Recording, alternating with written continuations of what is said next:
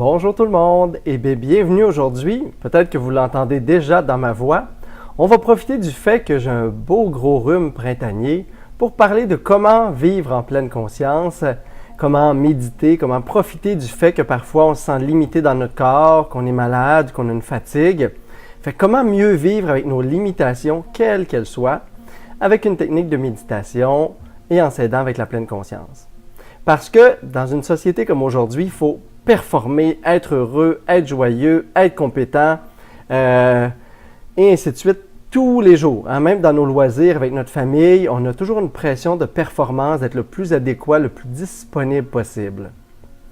Et là, arrivent parfois des petits maux, des rhumes, des grippes, des maux de dos, des fatigues, de l'anxiété, peu importe ce qui nous limite. Et là, à l'intérieur, ça résiste.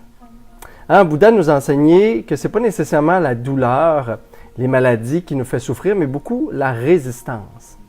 Le fait qu'on n'accepte pas cet état-là et qu'on cherche à lutter contre ça. Fait que moi, par exemple, j'ai une vie très active, probablement comme vous, et quand je suis malade, mon premier réflexe, c'est de dire « Ah non ». Et là, j'essaie de continuer le même niveau d'activité. Et je ne médite pas du tout sur mon rhume, j'essaie plutôt d'en faire comme un ennemi. C'est le premier réflexe, là, c'est cette maladie qui m'empêche d'être ce que j'aimerais être tous les jours, de profiter de la vie, d'être disponible à tout ce que je veux faire. Eh bien, on s'aide de la pleine conscience et de la méditation et on le voit comme une opportunité. Peu importe la limitation que vous avez, physique, on en profite pour faire un exercice de pleine conscience.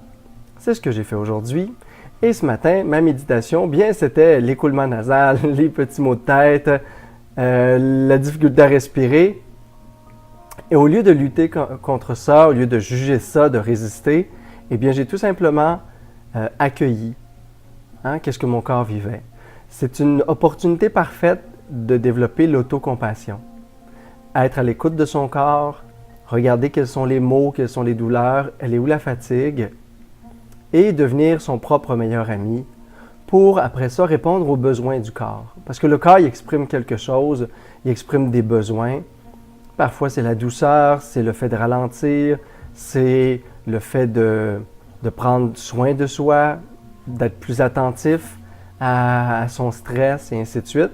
Fait que je vous invite cette semaine, si vous avez des moments où le corps ne suit pas nécessairement toutes vos intentions et votre enthousiasme, eh bien, de prendre un temps pour vivre un moment de pleine conscience avec votre corps et vous demander qu'est-ce qu'il a besoin pour que ça aille mieux, pour qu'il retrouve son équilibre et qu'il retrouve la santé.